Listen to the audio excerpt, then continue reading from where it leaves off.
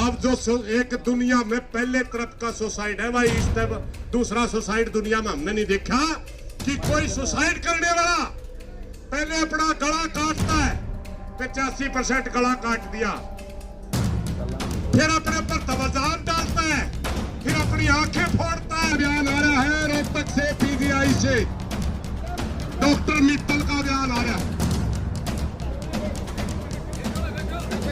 Doctor Mittal ये कहता है कि इनके साथ इनके किसी भी अंग में सीमन नहीं पाए गए, बलात्कार नहीं हुआ। भिवानी का डॉक्टर सच बोलता है या रोहतक का सच बोलता है, मैं नहीं पता। इनकी डेड बॉडी को आवारा पशुओं ने खाया है, तेजधार हथियार का। गलत मेडिकल रिपोर्ट देके डॉक्टर मित्तल को अगर वीसी की कुर्सी मिल जाए तो हमारी बेटी को न्याय तो नहीं मिला भाई। ये भी हमारे दिलों में सवाल है, क्या कहीं अपनी कुर्सी के लिए अपना जमीन तो नहीं बेच दिया? बड़ा लंबा चौड़ा काम को नहीं, कभी नहीं सोचा उसके ऊपर खर्चा डालेंगे। बैठ जाओ भाई, बैठ जाओ भाई, भाई जी बैठ। हम सिर्फ गांव के लोगों से दो ही बात पूछेंगे, ज्यादा कोई लंबा चौड़ी बात नहीं है। कभी डरका न्यू नहीं आवा भाई, हरियाणा के लोग गांव के लोगों को बुला रहे हैं, आपके ऊपर बहुत बड़ी जिम्मेवारी डालेंगे, बहुत बड़ा खर्चा वहन करना पड़ेगा। ये बातें नहीं है, सिर्फ दो बात पूछनी है भाई। जो कल घटना हुई, जो प्रशासन हमारी बेटी को आत्महत्या मानता है, क्या गांव आत्महत्या मानता है या हत्या मानता है, ये बता दे गांव। काम की बात है यार, तेरे बोल मेरे बोलने के लिए। दूसरी बात सिर्फ हम ये पूछना चाहेंगे कि अगर पूरा हरियाणा यह आंदोलन लड़े तो गांव को कोई आपत्ति तो नहीं है, गांव को की कोई नाराजगी तो नहीं है, सिर्फ यही बात है भाई।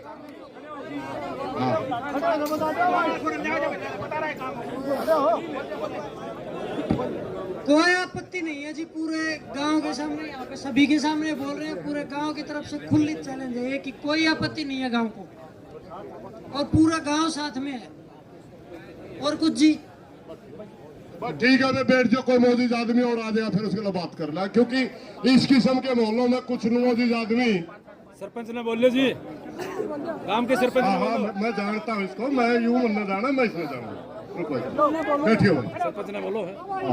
एक मिनट बैठन देना, ओके, पानी पास दे भाई, एक मिनट सुनियो भाई। आ रहा इन बालका ने एक मिनट साइड में आने दो, एक बात करना चाहूंगा मैं जनता के।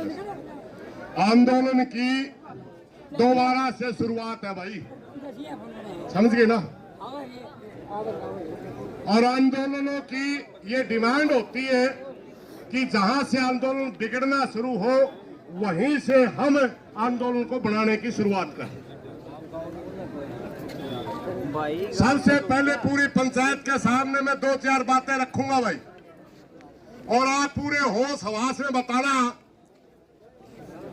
न्यू नहीं कि भाई एक ने हाथ खड़ा कर दिया, दूसरे ने भी हाथ खड़ा कर दिया, तीसरे ने भी, समझ में नहीं आवा तो नाट भी सको। कल जो प्रशासन की तरफ से बयान आया, क्या ये पंचायत उस बयान को जायज मानती है, नाजायज मानती है? नाजायज मानती है ना, क्योंकि अब सुनने में सीआईडी वाले भाई भी सुनते होंगे, नाजायज क्यों मानने हैं, आड़े पाया करे, क्योंकि उनकी ड्यूटी है। अपने आकाओं के पास बात भेज दो, हम नाजायज क्यों मानते हैं, कारण भी होगा। हमारी बेटी के साथ जो घटना हुई उसका एक पोस्टमार्टम होता है भिवानी के अंदर, और भिवानी के पोस्टमार्टम के अंदर सोशल मीडिया में कमेटी के लोगों के ही बयान चलते हैं कि 85% हमारी बेटी का गला काटा गया था, मात्र 15% बच रहा था। यही चला था ना?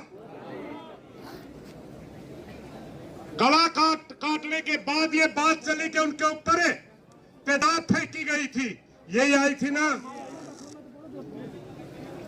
तीसरी बात चली थी कि उनके गुप्त अंगों के साथ भी छेड़छाड़ की गई थी, उनकी बच्चादानी गायब थी, ये भी चली थी ना? अब जो एक दुनिया में पहले तरफ का सुसाइड है भाई, इस तरफ दूसरा सुसाइड दुनिया में हमने नहीं देखा कि कोई सुसाइड करने वाला पहले अपना गला काटता है, 85% गला काट दिया, फिर अपने पर तवजान डालता है, फिर अपनी आंखें फोड़ता है, फिर अपने अंगों को अक्षित विक्षित करता है, और उसके बाद बाकायदा बहुत बढ़िया अंग्रेजी में सुसाइड लिखता है। क्या लिख के दिखा देगा ये नायब सैनी? एक अक्षर लिख के दिखा देगी सरकार? ये सवाल बढ़ता है, नहीं बढ़ता हो तो बताइए। ये सवाल का जवाब चाहिए हमें, इस सवाल का जवाब चाहिए कि यह पहले आपने झूठ बोली या बाद में आपने झूठ बोली। दूसरी बात सुन लो भाई, कमेटी ने कहा, पहली बात कमेटी ने कहा, दूसरी बात भी कमेटी ने करी। तीसरा एक बयान आया भाई, डॉक्टर का बयान आ रहा है रोहतक से, पीजीआई से डॉक्टर मित्तल का बयान आ रहा है। डॉक्टर मित्तल ये कहता है कि इनके साथ इनके किसी भी अंग में सीमन नहीं पाए गए, बलात्कार नहीं हुआ। भिवानी का डॉक्टर सच बोलता है या रोहतक का सच बोलता है हमें नहीं पता।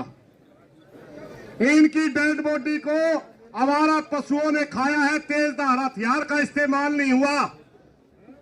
रोहतक का डॉक्टर सच बोलता है या भिवानी का डॉक्टर सच बोलता है हमें नहीं पता, मगर हमें जवाब चाहिए।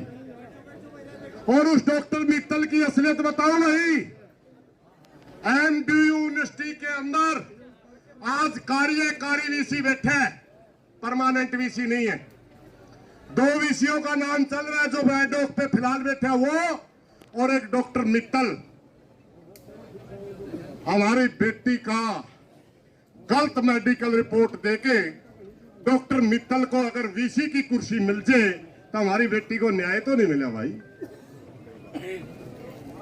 ये भी हमारे दिलों में सवाल है, क्या कहीं अपनी कुर्सी के लिए अपना जमीर तो नहीं बेच दिया? हम उस डॉक्टर मित्तल से ही सवाल करते हैं। दूसरी बात, मैं एक बात और पूछना चाहता हूं, भरी पंचायत में आप सहमत हो तो बताइए। प्रदेश का मुख्यमंत्री प्रदेश की जनता का गार्डियन होता है, उसका दर्जा प्रदेश की जनता के लिए पिता के समान होता है। हमारा यह आंदोलन 7 और 8 दिन से चल रहा है। हम जवाब मांग रहे हैं कि हमारी बेटी का कातिल कौन है, हमारी बेटी के साथ ये बर्बरता किसने की है। प्रदेश के मुख्यमंत्री का बयान नहीं आया। प्रदेश उस पार्टी का, जिस पार्टी का शासन है, उस पार्टी का प्रदेश अध्यक्ष कहता है कि मुलजिम पकड़े जा चुके हैं। मोहनलाल बड़ौली जी बताओ मुलजिम कौन है, बताए तो सही। प्रदेश अध्यक्ष आप उस पार्टी के, बताइए कौन है। आप झूठ बोल रहे हैं या आपके अधिकारी झूठ बोल रहे हैं। प्रदेश का भारतीय जनता पार्टी का शासन है, उसकी सबसे बड़ी कुर्सी पर बैठा प्रदेश अध्यक्ष जब ये कहता है कि उसके मुलजिम पकड़े जा चुके हैं, डीसी एसपी झूठ बोल रहे हैं या मोहनलाल बड़ौली झूठ बोल रहा है? हमें जवाब चाहिए। और इन सभी सवालों का जवाब कौन दे? जो प्रदेश की सबसे बड़ी कुर्सी पर बैठे, उसका नाम है नायब सिंह सैनी। हमारी प्रार्थना, ये प्रदेश की जनता आपसे सवाल पूछती है, ये प्रदेश की जनता आपसे सवाल पूछती है कि सबसे पहले भिवानी के अंदर पोस्टमार्टम होता है, पोस्टमार्टम में डॉक्टर कहते हैं कि इस लड़की का तेजधार हथियार से गला काटा गया। क्या आप इस बात को मानते हो या डॉक्टर मित्तल कह रहे हैं कि इसकी मौत जहर से हुई, उस बात को मानते हो? नायब सिंह सैनी इस बात का जवाब दे। आपका हक बनता है अपनी जनता के बीच में सवालों का जवाब देने का। मस्करापन तो आप खूब कर लेंगे, चुटकुले सुना देंगे, मजाक कर लेंगे, मगर आज समय है अपना आपने नेतृत्व दिखाने का। आज समय है कि आपको यह साबित करने का कि आप कितने मेच्योर पॉलिटिशियन हैं। आपको समय है कि आप छत्तीस बिरादरी के नेता हैं या थोपे हुए नेता हैं। ये टेस्ट आपका है। और मेरी नायब सिंह सैनी से भरी पंचायत में माइक से ये प्रार्थना भी है, गला पिछलंगू ना बना भाई, सच्चाई बोल दे तना सारी बातें का मेरा पिछलंगू ना बने। किसी कोई भिवानी का नेता आपको अगर उंगलियों पर नचा रहा है नाचना छोड़ दे, वरना इतिहास के अंदर आपका गद्दार मुख्यमंत्रियों में नाम आएगा। और अगर आप अपनी इच्छा शक्ति से किसी के दबाव में न आकर के सीधे कहेंगे कि हाँ फलाना आदमी की गर्दन इतनी मोटी थी जो पुलिस प्रशासन का फंदा उन तक पहुंच नहीं पाया। कौन आदमी है जिसकी गर्दन इतनी मोटी है जो पुलिस उसको पकड़ नहीं सकती, उसको फांसी का फंदे तक पहुंचा नहीं सकती? ये भी सवाल प्रदेश की जनता पूछना चाहती है।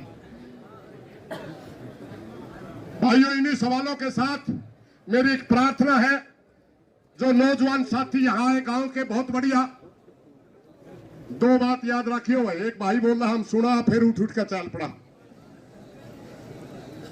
लाखों की सेना बिना अनुशासन के हार जाया करती, और अनुशासन में छोटी सेनाएं भी जीत जाया करते हैं। सबसे पहले तो प्रशासन के अधिकारियों से हमारी प्रार्थना है, डीसीएसपी से भी आप जबरदस्ती दाग लगाने की कोशिश ना करें, दाह संस्कार करने की कोशिश ना करें। यहां पंचायत में हो सकता है आपको दबाव में आपने कोई गलती कर दी हो।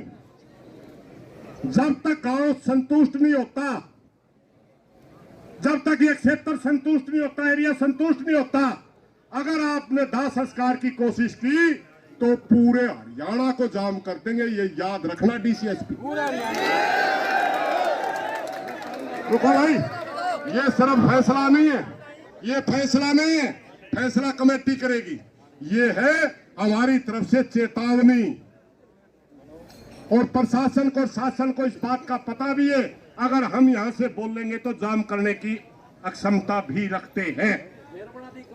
इसलिए कौन ही बनी भाई मैं तो तेरे नेतृत्व में चला लेंगे, तो कोई बात नहीं, तो चिंता ना करे, कोई भी भाई आगे लगो, मैंने कोई दिक्कत नहीं। दूसरी बात यह है भाई, दूसरी बात यह है,